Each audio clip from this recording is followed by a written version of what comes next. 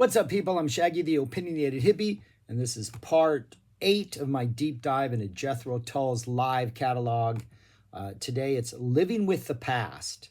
I believe this was their 6th live release, but it wasn't, I couldn't find it anywhere, and so I moved on to 7, and then it immediately popped on YouTube Music like the day after, so I'm listening to it streaming. I could not find it elsewhere. Um, um, a 2-disc set. There was a DVD, and the DVD, I believe, is a complete show from November 25th, 2001 at the Hammersmith Apollo in London. The CD release is 2 CDs. Maybe it's only 1 CD. Oh, I believe it is only 1 CD. Interesting. Maybe 2. I don't know. I'm listening to it on YouTube Music. I believe it's maybe 1 CD. And the first half of it, yeah, it is 1 CD, is selected tracks from that show in 2001. And then the last half is a variety of live tracks, but I'm not sure they're live in front of a studio. Some of them, he says they're in like the basement of a venue recording it. He does talk to some people at one point. There is audience noise at one point. So maybe it's just from various other shows from the era. But I kind of don't get the CD release version of this. The first half, the selected stuff from the live show, doesn't really add up to something that's like, it doesn't feel like of one piece. It just feels so fragmented. After a song ends, it fades out before the next song starts. Sometimes while Anderson is actually speaking, the volume will fade out. So there's this really weird disconnected quality from track to track. The second half is just these random selection of tunes. There's old songs, there's new songs. It's a really bizarre release. Musically, I think it sounds pretty good. Like the instrumentation, Martin Barr, anytime he gets a chance to solo, he's stepping up and bringing it. He's bringing like a really heavy, more modern guitar approach to songs like My Sunday Feeling, Sweet Dream to some extent. His solos in Aqualung, solo in Aqualung. What's another one? Nothing is Easy has a nice particular bite to it. But I mean, the rhythm section sounds fantastic at times, but definitely a little bit different than other rhythm sections. So there's that kind of uniqueness to it. I mean, I think if there's any complaint, it's Ian Anderson's voice can't deliver like it used to. 80s, he ruined his voice live, and you can just tell there were songs, especially the lighter, more acoustic stuff. But I kind of don't get it. It's a weird listen. So the songs that we get 12 tracks, 11 songs from the live show. They're in the order that they would appear live, but there's things missing between them. Opens up with a My Sunday Feeling. Great choice. Excellent selection. I'm all in on this. Sounds fantastic. Energy is great. Nice. We get Roots to Branches, a more recent song off Roots to Branches. Not a bad song. It's typical of your like 80s, 90s, hard rock leaning, slightly proggy Jethro Tull vibe. Not a bad. Maybe don't want it second. I think in the actual show, Cross-Eyed Mary was second, if I believe, on the set list. That would have been nice to have a Cross-Eyed Mary and then a Roots to Branches, but okay, we get that. Jack and the Green, which just sounds pleasant and like Jack and the Greenie. An Ian Anderson solo track, the Habanero Reel, has a jaunty, upbeat vibe. At times sounds like a silly Dire Straits song. I don't know if it adds much. I'm not really, haven't gone into solo Ian Anderson, so I don't know if this is representative of solo Ian Anderson. I'd rather have a Tull track here, you know? Sweet Dream, great song choice. Nice performance. Definitely nowhere near as like just monstrous as the bursting out version, or like any 70s version. The keyboards are doing a lot of work on this, but it's got a really good sound, and I think it works pretty well. An instrumental called In the Grip of Stronger Stuff, another Anderson solo piece. It's like 3 minutes long.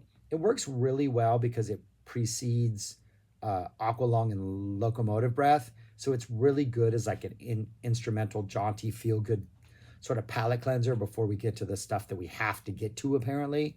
Um, Even though it fades out at the end and we don't immediately go into Aqualung, we got to fade out and then we come in. But I like its positioning. I think in the actual set, I don't know where it went in the actual set. I don't see it on the DVD track. Oh, New Jig. I'm assuming that's what New Jig is, maybe. Apparently, in the actual set list, it did go before Aqualung. So I wish that fade out wasn't there, if that's in fact what this is. But then we get an Aqualung, typical Aqualung. Martin Barr solo is fantastic. We get a Locomotive Breath. I think the rhythm section sounds pretty good in a Locomotive Breath. They're doing a lot to keep it pretty interesting. Kind of has a little bit of that punch that the studio version has. So surprised how much I enjoyed the Locomotive Breath. Then we get Living in the Past, which I believe actually closed out the show, other than two shorter instrumentals. And it's interesting because it starts like the mixing has it starting, I think, before Locomotive Breath even ends. It's the weird one-time decision to like blend, like to do some production things and not have it fade out happens at this moment. And it just kind of sounds weird. Living in the Past sounds like the studio version until like third of the way through, and then we get a little bit of more of that modern edge that the song typically has. A good sounding Living in the Past, but not as maybe ferocious as some of the earlier instrumental versions that I've reviewed in this live series. Then we get Protect and Survive, which comes right out of Living in the Past. It would close the show along with Cheerio, which is actually tacked on at the very end of the CD. And that's the end of the stuff from the actual November 2001 show. I think the opening, My Sunday Feeling, and Sweet Dream are by far the highlights. And everything else, I can take it or leave it, really. A lot of the stuff appears on other releases. I don't think there's anything particularly special, though I don't think it sounds bad. Then we get this just odd collection of other random stuff. We get a fantastic sounding Nothing Is Easy. Great energy, great song choice. Sounds like it's live, like in front of an actual crowd, though the audience noise is not mixed in loud. Then we get this series of 5 acoustic songs that are just, I don't know, the back to back to back to back to back effect of them is just kind of underwhelming. They all sound good. I mean, the only complaint I would have would be, again, Anderson's voice, but I think the performances are fine. But I just don't know why. We get a Wandering Aloud, Life is a Long Song, a Christmas song, Cheap Day Return, and a 2-minute version of Mother Goose. So 2 albums after this, or maybe the next album, they would release the Aqualung Live, which I think kind of cancels out the Wandering Aloud, the Cheap Day Return, even the Mother Goose on this. So now these just become wise even more so. We have Life as a Long Song elsewhere. It's just an interesting run of songs. After Mother Goose, we get .com, which didn't do anything for me on the studio album. I don't think it's a particularly interesting live version. We get a Fun Fat Man, kind of an acoustic with acoustic drums and fun. We get a Someday the Sun Won't Shine for You, which we've gotten on a whole bunch of these releases as an opening track in a lot of cases. Don't know where this is from. It's a live version from somewhere. In the actual show, even though this is, I don't believe from the actual show, it was like the 4th song played. This is the penultimate song play. And then we get Cheerio, which actually closed the 25th show from earlier, a jaunty little number to end it. 21 songs. I would say the heavier hitting stuff for me is the attraction. My Sunday Feeling sounds good. Sweet Dream sounds good. Locomotive Breath sounds surprisingly good, but I kind of don't need another Locomotive Breath. Nothing Is Easy sounds fantastic. Other than that, this stuff is just kind of fun, and I just don't know if it's necessary. Like, I just don't know why this release exists. If it's only because it's a companion to the DVD, I get the DVD attraction. You get to watch him. You get to see him live. There's a visual element. But yeah, I was underwhelmed by this.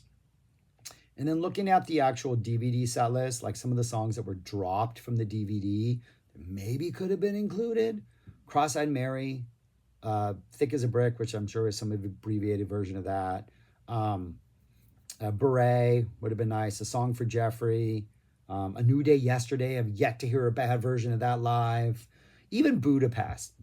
Wouldn't mind hearing a Budapest again. Though that from the last album, kind of, or the one that they hadn't yet released it, but the last one I reviewed, that was pretty good.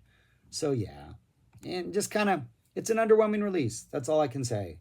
Um, yeah, and for something called Living with the Past, maybe more songs from the past that you haven't played before. Like we don't get much minstrel in the gallery stuff anymore, or none of passion play stuff. Yeah, just some other stuff. It's too old for rock and roll seems to have been dropped from set list. That seemed like a common thing for a good run of these albums. Like a deep cut from that. Some stuff from Broadsword. I mean, let's really revisit the past. But they didn't. Where would I rank this among the other 7 I've done? I have it at the bottom. There's a handful of tracks that I think are pretty good, and the sound is fantastic. And instrumentally, the band doesn't sound bad. But there's not much compelling me to want to go back and listen to this, especially when, to me, so far, really, it's just the top 3 on here that are absolutely fantastic. Bursting Out, amazing. Nothing is Easy, 70, amazing. Live at Hammersmith, just really intriguing because it's an under wraps show. But the rest of it, not sure they're really hitting it out of the park too much with their live releases, to be honest. But yeah, those are my thoughts on Living with the Past. I'd love to know your thoughts. Let me know why I'm wrong. Let me know what I'm not appreciating. You know how comments work. We can agree to disagree, but if you're going to disagree, do it. Let's disagree. Open my eyes to something I'm missing on this, or confirm my opinions, or do neither. Whatever. But that's all I got. Thanks for watching. Subscribe, like, share, comment, do those things. And just go listen to music because music is the best. Peace. Talk to you later.